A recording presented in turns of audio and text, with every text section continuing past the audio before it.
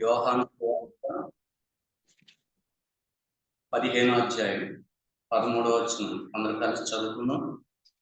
యోహాను సువార్త 15వ అధ్యాయం 13వ వచనం. తన స్నేహితుల కొరకు తన ప్రాణం పెట్టువాని కంటే ఎక్కువైన ప్రేమ గలవాడెవడును లేడు. ప్రార్థన చేసుకున్నాం. మహోన్నతుడు అయిన మా పరలోక తండ్రి, మీకు వేలాదిగా వందనములు, స్తుతులు, స్తోత్రములు ప్రభావ. ఈ ఉదయకాల సమయంలో మమ్మల్ని అందరినీ ప్రభావ మీ యొక్క సన్నిధికి తోడుకుని వచ్చినందుకు మీకు స్తోత్రాలు ప్రభావ. తండ్రి ఆయన పొంది ఉన్నారు తండ్రి. అలాగనే ప్రభావ యొక్క ఆరాధన వర్తమానంలో మీ యొక్క వాక్యాన్ని మా యొక్క ఆత్మీయ ఆహారంగా మీరు మాకు అందించండి తండ్రి. నేను ప్రభా తండ్రి, ఏమీ తెలియనటువంటి నన్ను ప్రభా నేను ఇక్కడ నిలబెట్టినందుకు మీకు స్తోత్రాలు ప్రభా. దాన్ని ప్రభా మీరే మాట్లాడండి తండ్రి. తండ్రి మీ నోటుకు బోరగా ప్రభా మీ యొక్క మాటలను నాతో వినిపించండి ప్రభానైనా. నా ద్వారా ప్రభా ఏ విధమైనటువంటి సాధన శోధన లేకుండా ప్రభా ఆత్మీయంగా మేము బలపడటానికి మీ యొక్క వాక్యాన్ని మాకు అందించమని యేసుక్రీస్తు నామమున వేడుకుంటున్నాము తండ్రి. ఇప్పుడు యోహానులో 13వ వచనంలో 15వ అధ్యాయం నుండి మనం చదివినటువంటి వాక్య భాగం ప్రకారంగా తన స్నేహితుల కొరకు తన ప్రాణము పెట్టువాని కంటే ఎక్కువైన ప్రేమ గలవాడు ఎవడూ లేడు. ఇక్కడ స్నేహితుని గురించి మాట్లాడుతున్నాడు. ప్రేమ గురించి మనం చూడాలంటే ఈ లోకంలో చాలా రకాలైనటువంటి ప్రేమలు మనకు కనపడతాయి. తల్లిదండ్రుల ప్రేమ, అన్నదమ్ముల ప్రేమ, అలాగే భార్య భర్తల ప్రేమ, అమ్మాయి అబ్బాయిల ప్రేమ, అలాగే స్నేహితులతో ఉండే ప్రేమ. ఇక్కడ మిగతా అన్నట్లు కూడా ఏ ప్రేమ చూసినా ఇచ్చు పుచ్చుకోవటం అనే దాని మీద ఆధారపడి ఉంటుంది. సంబంధ బాంధవ్యాలన్నీ కూడా ఇచ్చు పుచ్చుకోవటం అనే దాని మీదే ఆధారపడి ఉంటాయి. లేకపోతే ఈ ప్రేమలన్నీ కూడా మటుమయమైపోయి ఆ ప్రేమల స్థానంలో కక్షలు వస్తాయి, విరోధాలు వస్తాయి, చాలా రకాలు వస్తాయి. అలాంటి టైంలో ఎవరినో ఒక స్నేహితుని గురించి కానీ నీ ప్రాణం నా గురించి పెడతావు అంటే ఎవరు కూడా ముందుకు రారు. ఏదైనా సరే ఒక స్నేహం కానీ, తల్లిదండ్రులు కానీ, లేదైనా సరే సంబంధం బాంధవ్యాలు ఉండాలి అంటే వాళ్ళ మధ్యన ఉండేటటువంటి ఇచ్చిపుచ్చుకోవడం అనే దాని మీద ఆధారపడి ఉంటుంది. ఈ రోజుల్లో చూస్తున్నాం మనం తల్లిదండ్రుల్ని వాళ్ళ యొక్క కుమారులు ఎలా చూస్తున్నారో మనం అనేక పర్యాలు చూస్తున్నాము, పేపర్లో కానీ టీవీలో కానీ. అంటే వాళ్ళ దగ్గర సంబంధ బాంధవ్యాలు అనేది ఈ డబ్బు మీద ఆధారపడి ఉంటుంది, ఆస్తుల మీద ఆధారపడి ఉంటుంది. అంటే తండ్రి ఆస్తి సంపాదిస్తే కొడుకుల ప్రేమ, కూతుర్ల ప్రేమ ఒకలా ఉంటుంది. ఆస్తులు లేకపోతే ఈ రోజుల్లో బయట తిరగటానికి, మనుగడకి చాలా కష్టంగా ఉంటుంది. కాబట్టి నా తల్లిదండ్రులు నాకు ఏమి ఇచ్చారు, కాబట్టి వీళ్ళని నేను తల్లిదండ్రులుగా చూసే కన్నా శత్రువులుగా చూడటమే చాలా మంచిదని. కోట్లాది రూపాయల ఆస్తి తన వాటా కింద కుమారులకి ఇచ్చినా సరే తల్లిదండ్రులు పట్టించుకోకుండా ఈరోజు చాలా మంది ఉన్నారు. ఈ లోకంలోకి ఆ పిల్లలు రావటం అంటే ఆ తల్లి నరక యాతన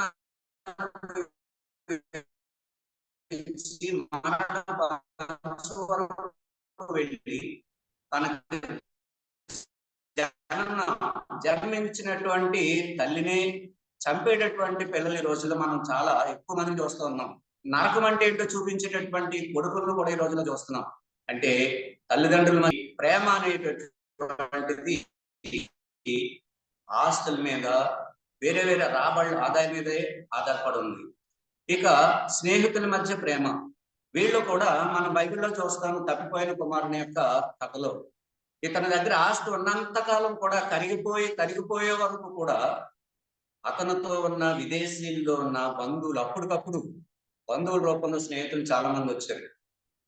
ముందున్న స్నేహితులు ఎవరో కాదు వాళ్ళు.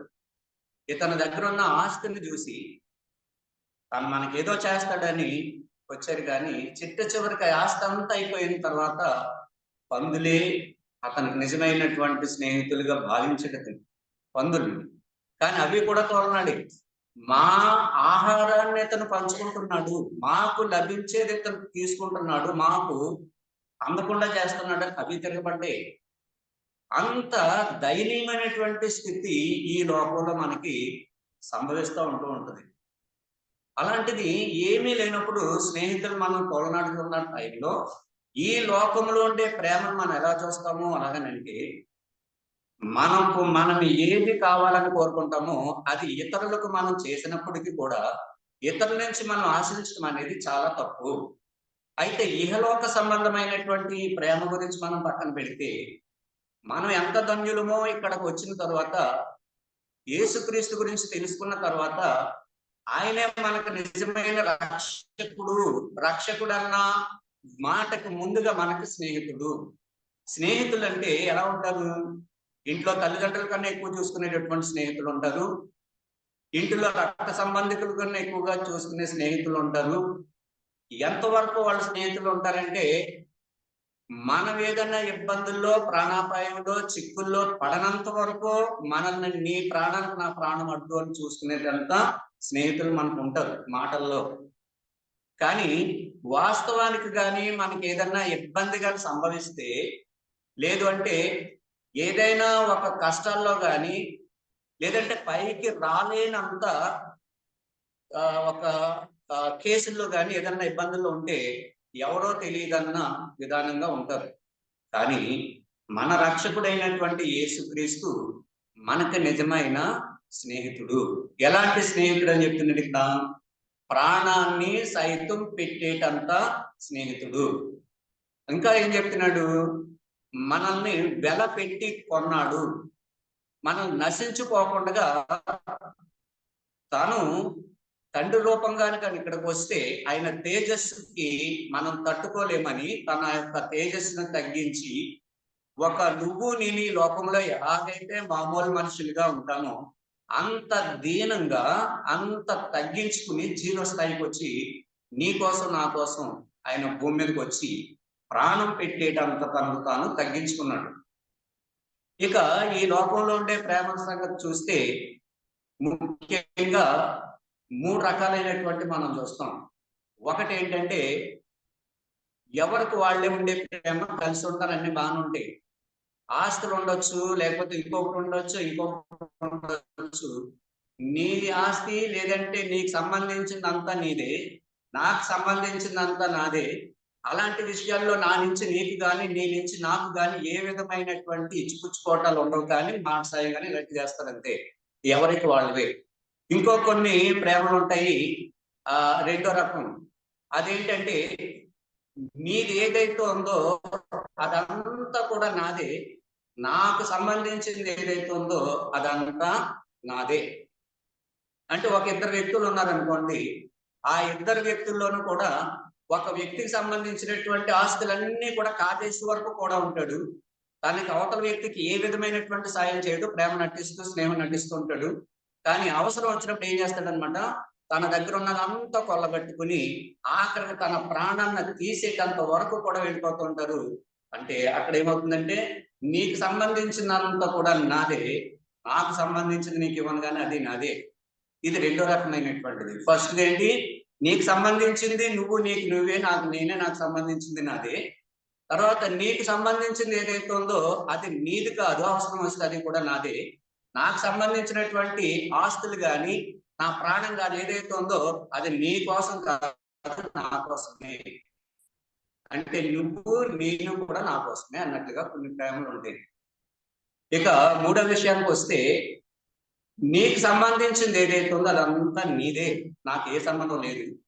కానీ నాకు సంబంధించింది ప్రాణంతో సహా ఏదైతే ఉందో అది కూడా నీకోసమే. 3 మాటలు అర్థమవుతున్నాయి కదా. ఒకటి, ఎవరిదో వాళ్ళే, వాళ్ళకి ఏ ఇబ్బంది ఉండదు.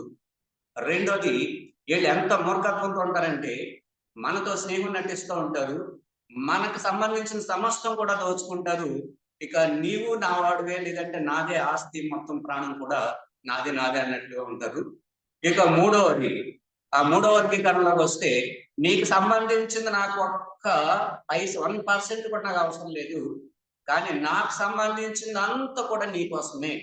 అంటే నేను నీ కోసమే, నా ప్రాణం నీ కోసమే, నేనున్నది నీ కోసమే. టోటల్ గా నేను నీ కోసమే అనేది ఎవరైతే ఉంటారో వాళ్ళ నిజమైనటువంటి స్నేహితులు. ఈ రోజు చూసిన తోటిలో ఒకళ్ళు చూసిన ఒక్కళ్ళు కూడా మనకి కనిపించదు. ఆఖరి తల్లిదండ్రుల విషయంలోనూ కూడా అదే కనపడుతుంది. ఏదైనా సరే మనం ఎంతవరకు చేయగలమంటే, మన సొంత కన్న కొడుకు కానీ కూతురు కానీ ఏదైనా అపాయం ఉంటే మనం కొంచెం రక్తదానం చేయగలం, కన్ను దానం చేయగలం, లేదంటే ఏదో పార్ట్ టోటల్ గా ఇచ్చేయాలి. నీ ప్రాణం పోతే ఇది కానీ ఇస్తే నీ పిల్లలకి అనేసరికి ఆలోచిస్తారు. అక్కడికి వచ్చేసరికి చాలా వరకు ఆలోచిస్తారు. అంటే తెలియకుండా ప్రాణం పోతే వేరే సంగతి, కానీ చూస్తూ చూస్తూ ఎంత మన బిడ్డలైనందుకు కూడా అదే చెప్పాను, ఎవరో నోటుకో కోటుకో ఒక్కొక్కరు తప్ప మిగతా వాళ్ళందరూ కూడా అదే నీకు సంబంధించిన నీదే, నాకు సంబంధించిన నీదే అంటే ఆ వర్గానికి చెందినటువంటి వాళ్ళు మనం. కానీ ఇక్కడికి వచ్చేసరికి ఏమంటున్నాడు అనమాట, సమస్తం కూడా అతను విడవకూడని భాగ్యం, కానీ అదే కూడా విడిచిపెట్టి వచ్చేసాడు దేవుడి దగ్గర నుంచి. ఇప్పుడు మనం అంతా కూడా ఇక్కడ ఉండి ప్రయాసపడే దేని గురించి అంటే ఆయన దగ్గరికి వెళ్ళడానికి మాత్రమే, పరలోకానికి వెళ్ళడానికి మాత్రమే మనం ఇక్కడికి వచ్చి ఉన్నాము.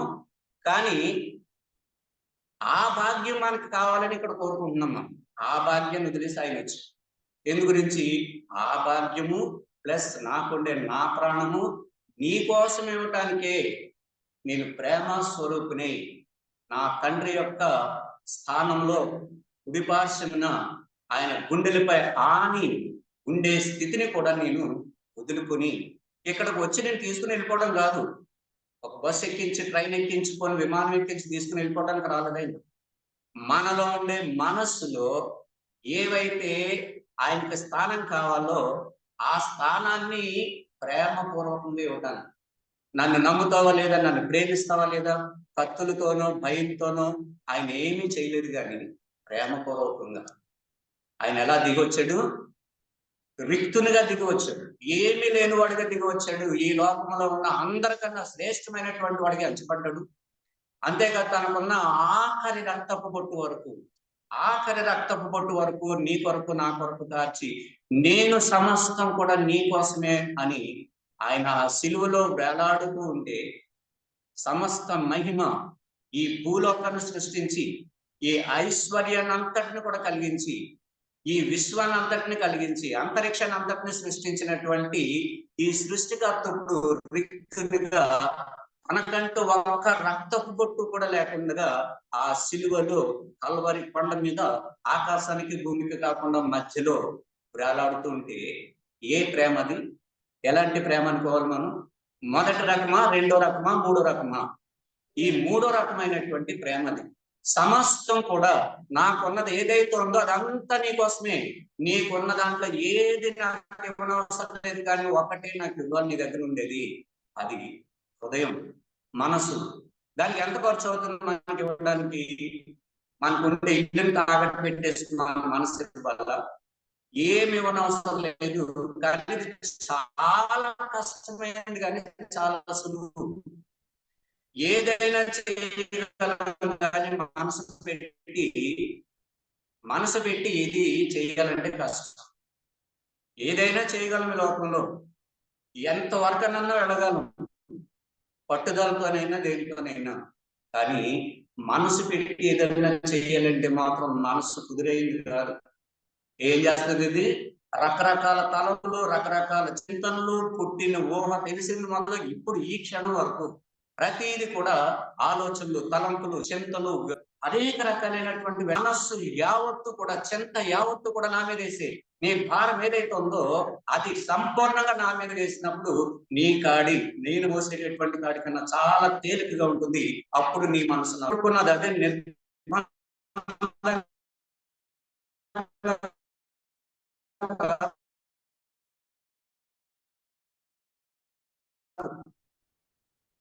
నిర్బంధంగా కాదు. నన్ను నమ్మకపోయినా ఇలా ఏమి భయపెట్టట్లేదు, కఠినుడా అని చాలా ప్రేమగా పిలుస్తున్నాడు. ఆయన మనల్ని తన చెంతకి చేర్చడానికి, తనతో పాటు తన ఉండే స్థానంలో మనల్ని నిలబెట్టడానికి.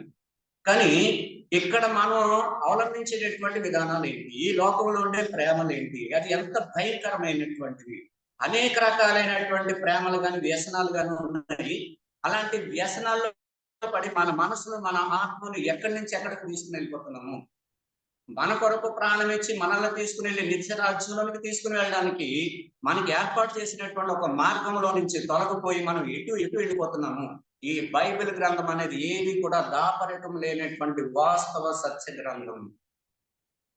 చరిత్రలో మనకి ఇవ్వబడిన అనేక మత గ్రంథాల్లో ఎన్నో లక్షల కోట్ల సంవత్సరాలు అంటూ ఉంటాయి, కానీ దేనికి కూడా చారిత్రక ఆధారాలు అనేవి 1000-1500 సంవత్సరాలకు మించి దేనికి కూడా చారిత్రక ఆధారాలు లేవు. ఈ ఒక్క బైబిల్ గ్రంథంలో మనకి గుర్తించబడినటువంటి వాడ నుండి కొండ వరకు, యేసుక్రీస్తు వరకు ప్రతిదీ కూడా ఈ భూమి మీద ఘట్టాలు ప్రత్యక్షంగా మనకు కనబడుతూ ఉన్నాయి. కాబట్టి అన్ని రాయబడ్డాయి. దేవుళ్ళు అనబడేటటువంటి వాళ్ళు మనిషి రూపంలో మనుషులుగా వచ్చి అనేక రకాలైనవి మీరు అలా చేయకూడదని చెప్పడం కాదు. బైబిల్లో ఉండే మనుషులు పాపం చేశారు, కానీ దేవుడు ఎక్కడా పాపం చేసినట్టు లేదు. మరి ఇది పరిశుద్ధ గ్రంథం కదా, మరి పాపం చేసిన వాళ్ళు ఎందుకు దీంట్లో పెట్టాడు అంటే, మీరు కానీ ఇలా చేస్తే వాళ్ళకి గతే మీకు పడుతుంది, తస్మాత్ జాగ్రత్త అని చెప్పడానికి మాత్రమే ఇందులో ఉండే కొన్ని చదవలేని వినలేని మాట దాంట్లో రాయించి పెట్టాడు. తర్వాత దాని పర్యవసానం ఎలా ఉంటుందో మనకి చూపించలేండి. ఒకవేళ అదే విధంగా నీ బ్రతుకున్నట్లయితే నీ పర్యవసానం అలాగే ఉంటుందని ఉదాహరణగా రాశాడు తప్ప, నేను పుట్టించినటువంటి కూతురుతో కానీ లేదంటే వేరొకరి భార్యతో కానీ వేరొక రకంగా పాపం చేసి నేను దేవుణ్ణని చెప్పుకునేటటువంటి వాళ్ళలాగా ఏం లేడు. ఎవరైనా కానీ పాపం చేస్తే వారి యొక్క అంతము ఎంత కఠినంగా ఉంటుందో, ఎంత భయంకరంగా ఉంటుందో చూపించడానికి, మనుషులు ఏ విధంగా నడవాలో ఏ విధంగా నడవకూడదో నిరూపించడానికి రాయించబడినటువంటి హిస్టరీ ఈ యొక్క బైబిల్ గ్రంథం. దాయబడలేదు ఏమని, ఏది కూడా ఇవి బైబిల్ గ్రంథం కాదు, పరిశుద్ధ గ్రంథం కాదు, ఇలా రాస్తే ఏమవుతుంది అనేటటువంటి దాపరికాలు దీంట్లో ఏమీ లేవు. మన జీవన విధానం ఎలా ఉండాలనేటటువంటిది ఇది ఒక ప్రేమ లేఖ. మానవులందరికీ పరలోకము నుంచి దిగి వచ్చి మనుషులందరి కొరకు ప్రాణం ఇచ్చి ఇవ్వబడినటువంటి ఒక ప్రేమ ఉత్తరం ఇది. ఇందులో ఏ విధంగా ఉండాలి ఏ విధంగా ఉండకూడదని ఖరాఖండిగా నిరూపితంగా మనకి రాయబడినటువంటి ఈ గ్రంథంలో అనేక రకాలైనటువంటి వృత్తాంతాలు దీంట్లో ఉన్నాయి, అనేక రకాలైనటువంటి వ్యక్తులు దీంట్లో ఉన్నారు. అందులో సంసోనప్పుడు ఆయన గురించి కొద్దిగా మనం దీంట్లో చదువుదాము. అంతకన్నా ముందే మత్తయి 24వ అధ్యాయం, మత్తయి 24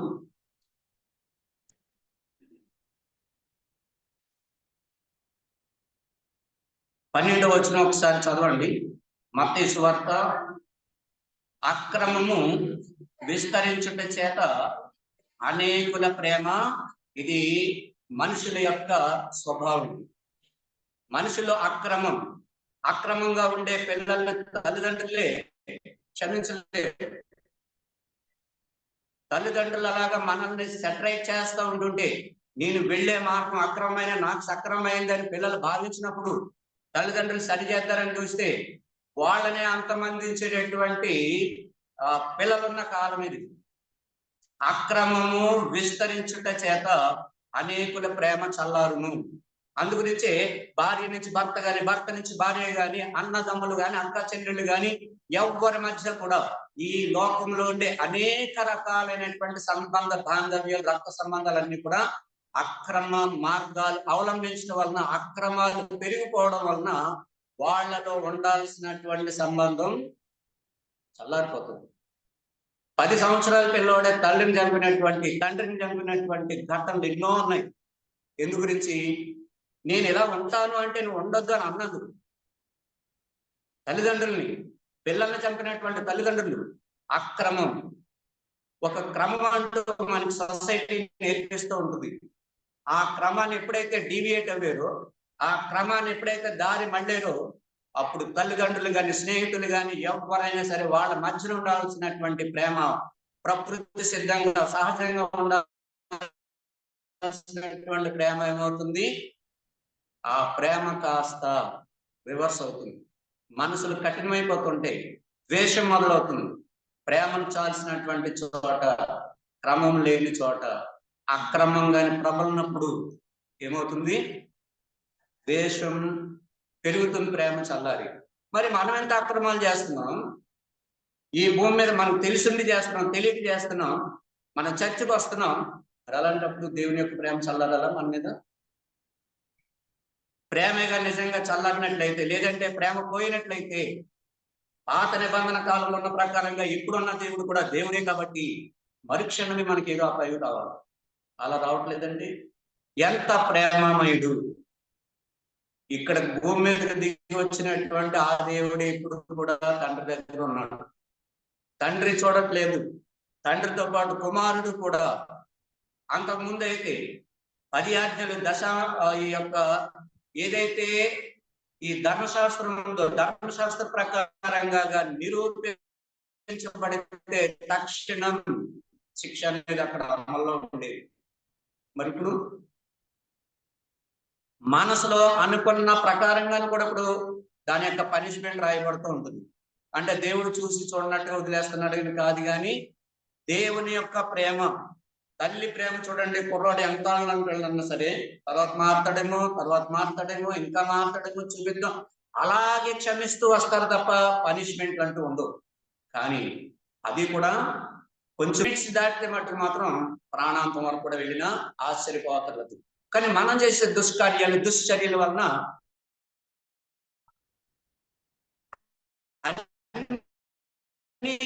తెలియకపోయినా భూమి మీద తెలిసినటువంటి దేవుడు మరలా మారుతారేమో. నేను సృష్టించినటువంటి, నేను చేసినటువంటి మనుషులు కదా, క్షమిద్దాం. అక్రమం విస్తరించట చేత అనేకుల ప్రేమ చల్లారిపోతుంది. ఆ ప్రేమ చల్లారిపోవడం వల్లనే అనేక రకాలైనటువంటి ఈ యొక్క చూడకపోవడం ఎన్నో చూస్తూ ఉంటాం. మర్డర్లు, హత్యలు. అప్పుడు వరకు నిన్నటి వరకు అంతా కలిసి ఉన్నారు కదా, రికార్డ్ ఏంటి ఎలాగైంది? మరి థిక్కెస్ట్ ఫ్రెండ్స్,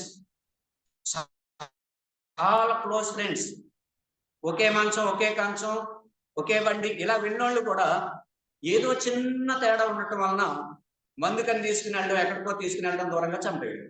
ఇంత దారుణంగా ప్రేమ చల్లారిపోతుంది ప్రతి ఒక్కళ్ళని కూడా. ఇవి నేను చెప్పే కొన్ని ఉదాహరణలు మాత్రమే, కొన్ని రకాలు మాత్రమే. ఇప్పుడు కానీ మనం న్యాయాధిపతులు 14 అధ్యాయంలోకి వెళ్ళినట్లయితే మనకు అక్కడ ఒక స్టోరీ కనపడుతుంది. న్యాయాధిపతులు 14 అధ్యాయం 16 వచనం ఒక్కసారి మనం చూసినట్లయితే అక్కడ ఒక మాట కనపడుతుంది మనకి. కాబట్టి సంసోను భార్య అతని పాదాల యొద్ద పడి ఏడ్చుచు, నీవు నన్ను ద్వేషించితివి గాని ఏం లేదట, ప్రేమింపలేదు. ఈ సంసోను తన భార్యకు చేసినటువంటి కీడేంటి? ద్వేషించడానికి కారణం ఏంటి? ద్వేషించడా? ఇక్కడ ఈ వీళ్ళకుండే లక్షణం ఏంటంటే పాదాల మీద పడి ఏడ్చుచు, ఏదన్నా సహించగలరు కానీ భర్త చేసలేరు. అందు గురించి వాళ్ళు అక్కడ పాదాల మీద పడి, అంటే గుండెల్లోంచి వచ్చి ఏడుపు కాదు అది, కళ్ళంటే నీళ్లు మాత్రం ఇంద్రజాలం వచ్చినట్టు వచ్చేస్తుంటే అలా వచ్చేసి ఇంకా ఏడుపే ఏడుపు. వాళ్ళు సాధించాలంటే చేసే పని అది ఒకటే. ఇప్పుడంటే రకాలు మారి, చేస్తావా చేయవా, పుట్టింటికి వెళ్ళిపోనా, నేను చెప్పింది చేస్తావా, లేకపోతే చెప్పిన మాట వింటావా, బ్యాగ్ సర్దేసుకోనా. బ్యాగ్ సర్దేసుకుంటే మళ్ళీ అక్కడికి వెళ్ళిపోయిన తర్వాత మళ్ళీ వెళ్ళాలి, బతిమాలాలు, మా అంగనే ఉంటాడు, అన్నదమ్ములు ఏమంటారో, కొడతారేమో, ఇలాంటి భయంతో వాళ్ళు ఏం చేస్తారనమాట, మళ్ళీ మామూలే. కావాల్సిన తీర్చాలంటే, ఏదన్నా కొనాలి అంటే కొనాలి, ఏదన్నా ఇవ్వాలంటే ఇవ్వాలి, ఎక్కడికైనా తీసుకెళ్ళాలంటే తీసుకెళ్ళాలి. దీనికి అంతటికి కారణం ఏడుపు. ఇక్కడ ఉండే ఏడుపు దేని గురించి? నన్ను ద్వేషించవు. భార్య భర్తల మధ్యన ఉండాల్సిన ప్రేమ అసలే లేదు. ఈవిడి పెళ్లి ఎన్నాళ్ళైంది చూస్తున్నాం. ఏమైందో ఇదంతా కూడా మనకి స్టోరీ అర్థం అవ్వాలంటే 13 అధ్యాయానికి వద్దాము. 13 అధ్యాయం వీళ్ళు ఇక్కడ ఎప్పుడైతే యెహోషువ అనంతరం సుమారు 15 మంది న్యాయాధిపతులు ఉన్నారు. అందులో 13వ న్యాయాధిపతి ఈ యొక్క సంసోను. 13వ న్యాయాధిపతిగా ఉంటూ ఇతనికి ఒక ప్రత్యేకించినటువంటి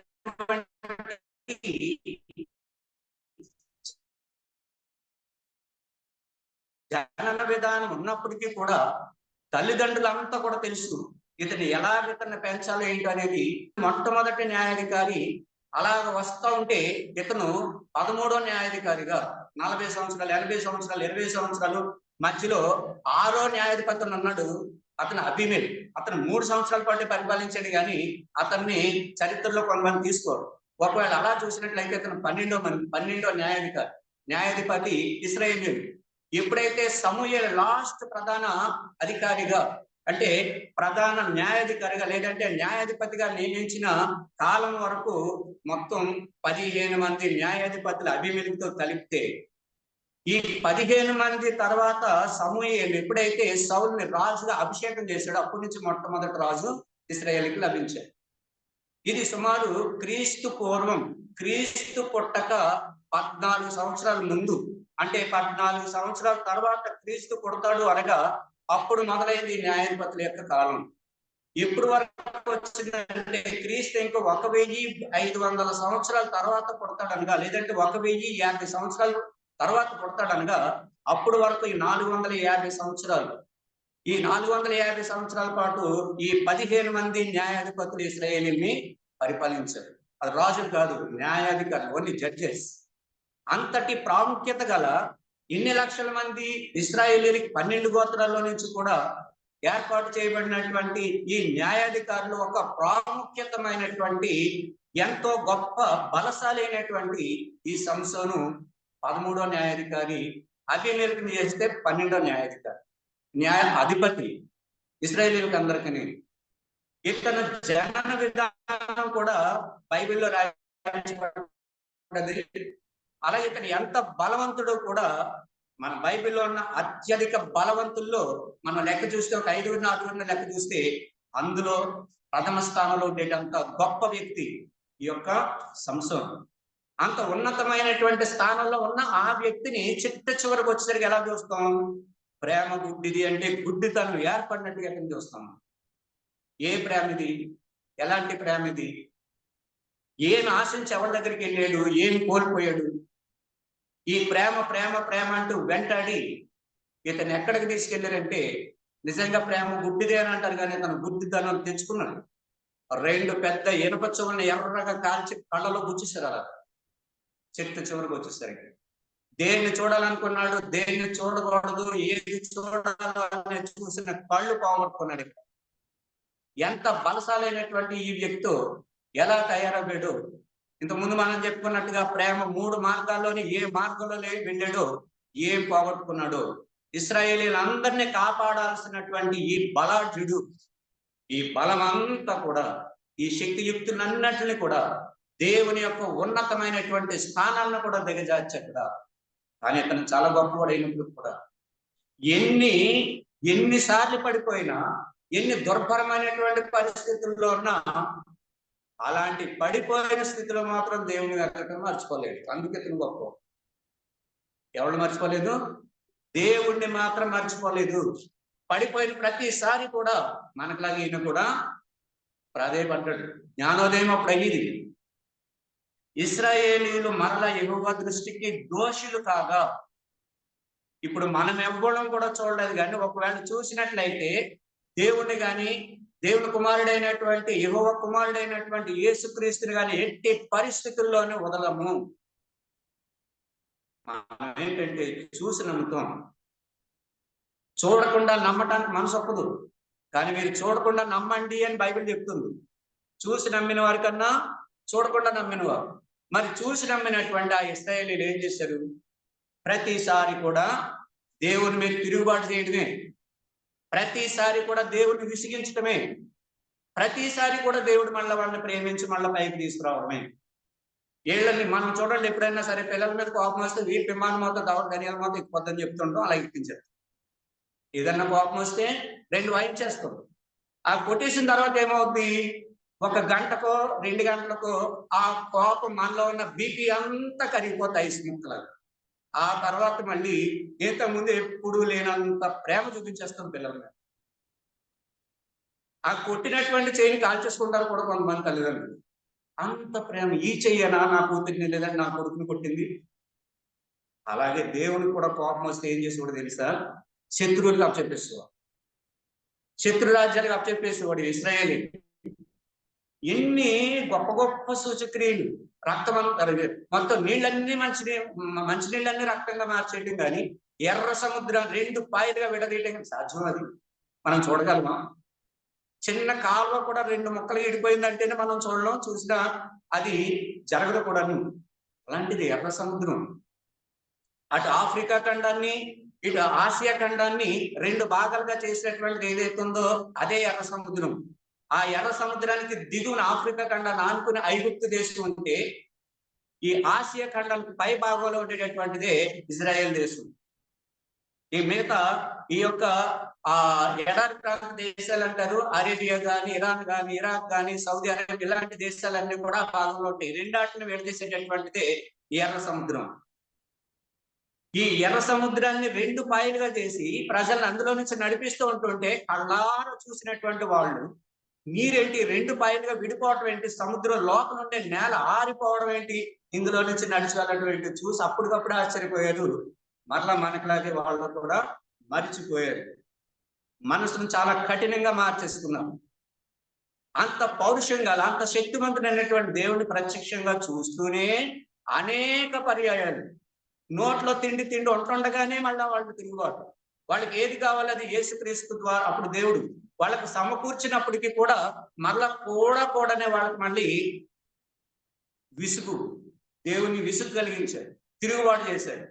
అలాంటి సందర్భాలను కూడా నిజంగా ఒకే ఒక్క మాట, ఒక్క ఉగ్రతగా చూపిస్తే, అగ్ని కురిపిస్తే సొదొమ గొమొర్రా పట్టణం కాలిపోయినట్లుగా, నోవహు తప్ప మిగతా ప్రపంచం అంతా కూడా నీటిలో మునిగిపోయినట్లుగా, ఎన్నిసార్లు మిమ్మల్ని చూసి నేను విసుగు చెందాలి, ఎన్నిసార్లు మీరు నాపై తిరుగుబాటు చేస్తారు అని ఒక్క క్షణంగా ఆలోచించినట్లయితే ఇశ్రాయేలీయులందరూ ఏమైపోవాలి? కానీ ఆ దేవుని ప్రేమ అలాంటిది. కోపం ఉన్నా తన యొక్క కోపం గాని ప్రజల మీద చూపిస్తానేమో అని ముఖం పక్కకు తిప్పుకునే వాళ్ళని ఇతర చెప్పాడు. అలాగే ఇక్కడ కూడా చెప్పాడు. ఇశ్రాయేలీయులు మరలా యెహోవా దృష్టికి దోషులయ్యారు ఎప్పుడులాగే. ఇంకొకసారి ఇప్పుడు 400 సంవత్సరాలు వారిని ఫిలిష్తీయుల చేతికి అప్పగించాడు. 400 సంవత్సరాల పాటు ఐగుప్తులో బానిసత్వాన్ని అనుభవించి, ఈ కడుపు వెనకాల వెన్నుపోసుకు అంటిపోయేటంత దుర్భరమైనటువంటి జీవితాన్ని అనుభవించి వీళ్ళు బయటకు వచ్చి అనేక పర్యాయాలు దేవుని యొక్క మహాకార్యాలు, మహాద్భుతాలు, అద్భుత కార్యాలు, ఆశ్చర్య కార్యాలు చూసినప్పటికీ కూడా, కడుపు నిండినప్పటికీ కూడా మానవ స్వభావం తిరుగుబాటు. ఆ తిరుగుబాటు ఉన్నప్పటికీ కూడా దేవుడు తన యొక్క పూర్తి కోపాన్ని, పౌరుషము గల దేవుడు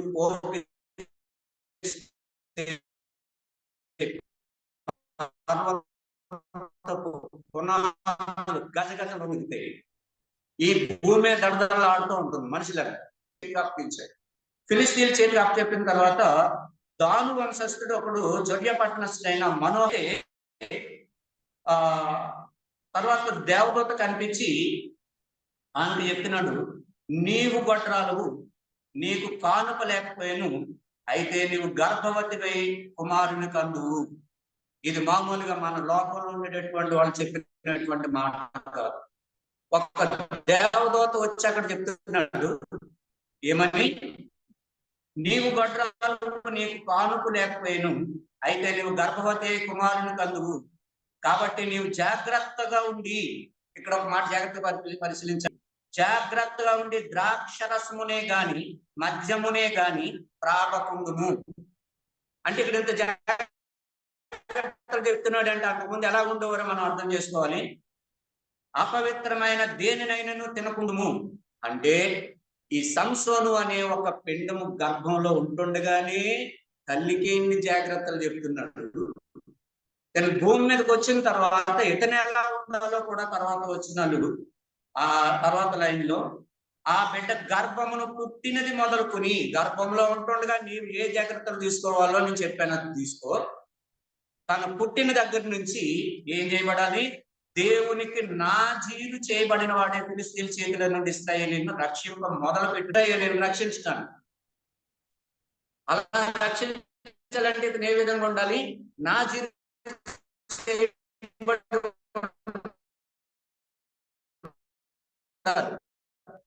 నాజీరు చేయబడటం అంటే ధర్మశాస్త్రంలో ఏమి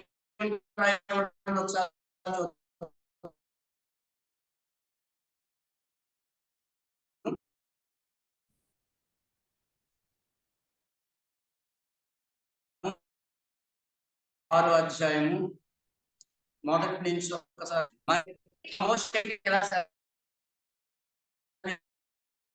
నీవు ఇశ్రాయేలు పురుషుడే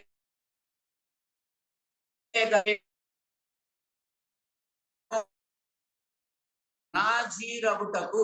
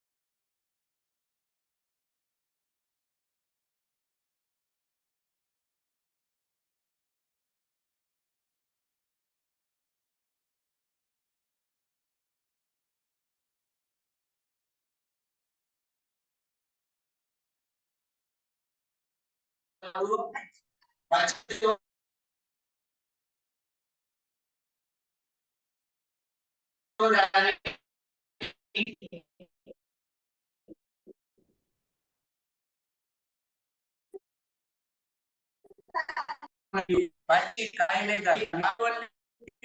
ఏది తినవలదు. అతడు నాజీర్ అగుటకు దినములన్నిటిలో ఇది ఒకటి చూడండి జాగ్రత్తగా.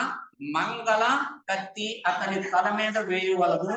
అతడు నెరవేరు వరకు అతడు ప్రతిష్ఠితుడై తన తల వెంట్రుకలను ఎదుగనీయవలెను. అతడు ఎన్ని వరకు ఖచ్చితంగా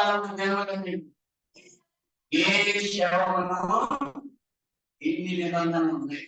నాజీరు చేయబడితే ఇన్ని నిబంధనలు ఉన్నాయి. ద్రాక్షరసం రాకూడదు, మంగళకత్తి రాకూడదు, శవాలు ముట్టకూడదు. ముఖ్యంగా 3 భాగాలు తెలిస్తే ఇది అనేక అంశాలు వస్తాయి. నాజీరుకి తెలియజేయాలి. ఈ యొక్క జుట్టు అలా ఎదగనిస్తూనే ఉండాలి.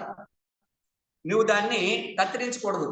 కత్తిరించిన తర్వాత అతను నాజీరులో నుంచి తప్పిపోయినట్టే. ద్రాక్ష, వైన్, ఇప్పుడుండే అనేక రకాలైనటువంటి మత్తు పానీయాలు ఇది ఒకటి. అందులో తయారు కావాల్సినటువంటి రా మెటీరియల్ ద్రాక్ష పండు. కనీసం ఆ ద్రాక్ష పండు కూడా తినకూడదు. అది పచ్చివైనా సరే, ఎండినవైనా సరే, ముక్కినవైనా సరే, ఆఖరికి ద్రాక్ష పండు యొక్క తోలు తొక్క కూడా తినకూడదు. ఇక అన్నిటికన్నా ప్రాముఖ్యమైనది ఏంటంటే శవాన్ని కూడా ముట్టుకోకూడదు. దేన్ని ముట్టుకోకూడదు? శవాన్ని. ఇన్ని నియమ నిబంధనలు ఉన్నాయి. మరి పాటించడా ఇవన్నీ? ఏమయ్యాయి? 24 వచనం చూడండి, 13వ అధ్యాయం. తరువాత ఆ స్త్రీ కుమారుని కన్నా అతనికి సంసోను అని పేరు పెట్టెను. ఆ బాలుడు ఎదిగినప్పుడు యెహోవా అతన్ని ఆశీర్వదించెను. పుట్టిన తర్వాత ఎదిగినంత వరకు బాగానే ఉన్నాడు. దేవుని యొక్క ఆశీర్వాదాలు పొందాడు. దేవుని యొక్క ఆశీర్వాదాలు పొందినటువంటి పిల్లలు ఎలా ఉంటారంటే చుట్టుపక్కల ఉండేటటువంటి మనుషుల యొక్క ఆశీర్వాదం కూడా పొందుతారు. మనుషులందరూ కూడా ఎలా ఉండాలి అని అనుకుంటారు. తల్లిదండ్రులకు అప్పుడు ఎంతో ఆనందం అవుతుంది. కానీ ఒకానొక వయసు వచ్చిన తర్వాత 14వ అధ్యాయం చూడండి. సంసోను తిమ్నాతుని పెళ్లి తిమ్నాతులో ఫిలిష్తీయుల కుమార్తెలో తను చూశాడు. అంటే ఎక్కడికి వెళ్ళకూడదు, ఎవరి దగ్గరికి వెళ్ళకూడదు, ఎవరితో స్నేహం చేయకూడదో వాళ్ళ దగ్గరికి వెళ్ళాడు. ఈయనమో ఇశ్రాయేలీ. 12 గోత్రాలు అనేక మంది ఉన్నారు. వాళ్ళలో అనేక మంది స్త్రీలు ఉన్నారు. ప్రపంచంలో ఉన్న స్త్రీ జాతి అంతటికన్నా సరే ఇప్పటికి కూడా ఇశ్రాయేలీలు చాలా అందంగా ఉంటారు అమ్మాయి. అలాంటి అందమైనటువంటి స్త్రీలను వదిలేసి ఫిలిష్తీయుల స్త్రీలను వెళ్ళాడు. అక్కడికి వెళ్ళిన తర్వాత ఒక అమ్మాయి కంటపడి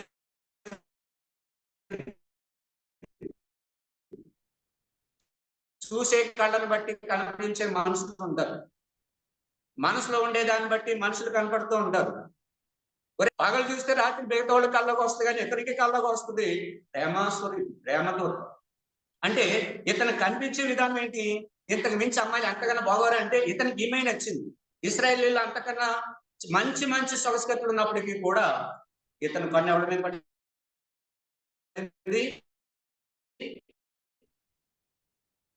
ఫిలిస్తీన్లో ఉండే ఒక అమ్మాయి మీద పడింది. ఇంటికి వచ్చాడు. అమ్మా నాన్న ఇతను చేయాల్సిన పని అంతా పక్కన పెట్టేసి చేయకూడని పనిలోకి వెళ్తున్నాడు. ప్రేమ. ఏ ప్రేమలోకి వెళ్తున్నాడు? ఈ ప్రేమలో ఉన్నట్లయితే ప్రజలందరినీ నడిపించి ఒక స్థానంలో ఉండి మొత్తం బైబిల్ గ్రంథంలో ఒక గొప్ప వ్యక్తిగా నిలవబడేటటువంటి ఈ సంసోను కళ్ళు దేన్ని చూస్తున్నాయి? చూడకూడని, వెళ్ళకూడని మార్గంలో వెళ్తున్నాయి. ఏ స్త్రీని ముట్టకూడదని బైబిల్ గ్రంథంలో ఈయన గురించి రాయబడలేదు. వివాహం చేసుకోవచ్చు, దానికి పర్మిషన్ ఉంది. ద్రాక్ష రసం తాగొద్దు అన్నాడు, మంగళ కత్తి రావద్దు అన్నాడు, శవాన్ని ముట్టుకోవద్దు అన్నాడు. తల్లిదండ్రులు చనిపోయినా సరే వాళ్ళ దగ్గరికి వెళ్ళకూడదు. శవం అంటే ఏదైనా శవమే, బయట వాళ్ళని ఇంట్లో వాళ్ళని ఎవరైనా సరే. ఎంత నిబంధనలు పెట్టినప్పుడు వివాహం చేసుకోవద్దు, స్త్రీని ముట్టొద్దు అనే మాట చెప్పలేదు. నువ్వు ఒంటరిగా ఉండటం మంచిది కాదు. దేవుడు ఏం చెప్పాడు? ఆదిలోనే నరుడు ఒంటరిగా ఉండటం మంచిది కాదు కాబట్టి తన ప్రక్కట ఎముకలో నుంచి ఒక ఆపరేషన్ చేసి ఆ ఎముకల్లో ఒక ఎముకను తీసి స్త్రీగా తయారు చేసి అవ్వ అని పేరు పెట్టాడు. ఆదామే తీసుకొస్తే కొంప ముంచింది అన్నాడు. అయితే ఆ ప్రేమ వేరు ఎవరు కాబట్టి ఆమెతోనే ఉండాల్సి వచ్చిందేమో. అయితే తర్వాత ఇక్కడికి వచ్చిన తర్వాత ఇశ్రాయేలీని వదిలేసి ఫిలిస్తీన్లోనికి వెళ్ళి అక్కడికి వెళ్ళడానికి ఇతనికి ఏం పని? ఇతను ఉండాల్సిన చోటు ఎక్కడ? ఇశ్రాయేలీలకు న్యాయాధిపతి. ఎక్కడికి వెళ్తున్నాడు? బలాదూరు తిరుగుతున్నాడు. ఎందు గురించి? వయసు వచ్చింది.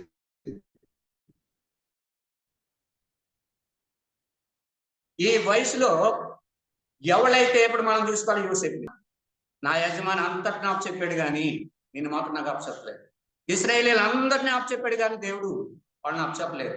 అప్పచెప్పని వాటి గురించి ఇతను వెళ్ళాడు, తన సొంతంగా నిర్ణయం తీసుకున్నాడు, నిర్ణయం చేసేసుకున్నాడు.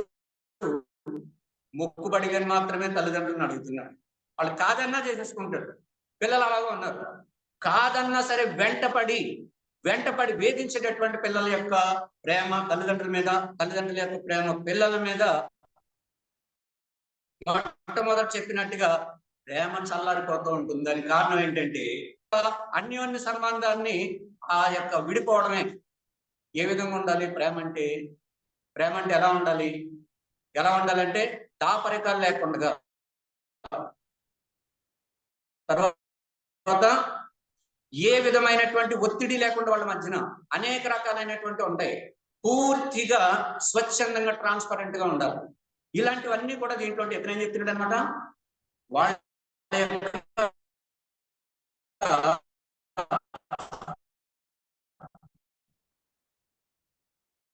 అమ్మా నాన్నకు వచ్చి చెప్తున్నాడు, నాకు ఇచ్చి పెళ్లి చేయాలి. తన తల్లిదండ్రులతో చెప్పని నా జన్మలోనే గాని స్త్రీ లేదనుకుని సున్నతి పొందని ఫిలిస్తీన్లో నుండి కన్యను తెచ్చుకుంటూ వెళ్ళిచున్నావా? అప్పుడు కూడా సున్నతి చేస్తూ ఇశ్రాయేలీలకు ప్రత్యేకత ఉంది, సున్నతి. అలాంటి కానటువంటి ప్రజల మధ్యకు నువ్వెందుకు వెళ్ళావు అంటే విన్నాడా? వినలేదు. ఆమెను నా కొరకు తెప్పించమని తండ్రితో చెప్పాడు. అయితే ఫిలిస్తీన్లకు ఏమైనా చేయుటకై యెహోవా చేత అతడు రేపబడినన్న మాట తన తల్లిదండ్రులు తెలుసుకునలేదు.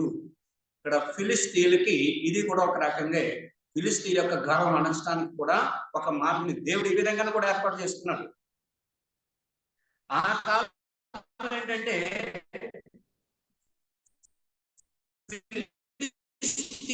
యొక్క చెప్పు చేతలో ఇశ్రాయేలీలు ఉండేవారు. బానిసలుగా ఒక రకంగా చెప్పాలంటే పాలితులైనప్పటికీ పాలకుల చేతుల కింద వీళ్ళు బానిసలు ఉండాల్సిందే.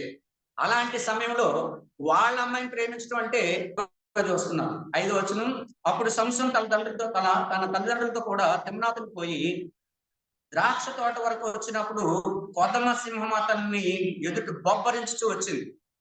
ఏమొచ్చింది? ఇక్కడికి ఒక ఆటంకం వచ్చింది. వీళ్ళు వెళ్తా ఉన్నారు, ఇతనేమో ఒకవైపుకి వెళ్తున్నాడు. ఒక కొదమ సింహం బొబ్బరించు చాలా గట్టిగా అరుస్తూ వచ్చింది. కానీ అక్కడ ఉన్నాయండి ద్రాక్షతో. ఎలా వచ్చింది సింహం అది? ఆ తర్వాత 6వ వచనం చూడండి, యెహోవా ఆత్మ అతన్ని ప్రేరేపింపగా అతని చేతిలో ఏమీ లేకపోయినను. వీళ్ళు ఎక్కడికి వెళ్తున్నారు? పెళ్లి చూపులకి వెళ్తున్నారు.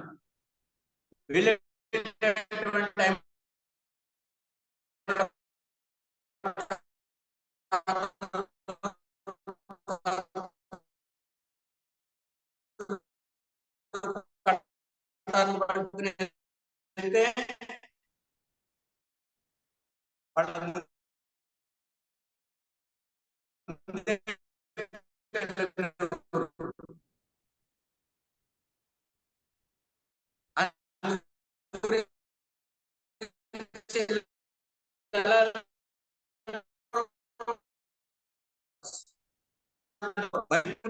అక్కడ చాలా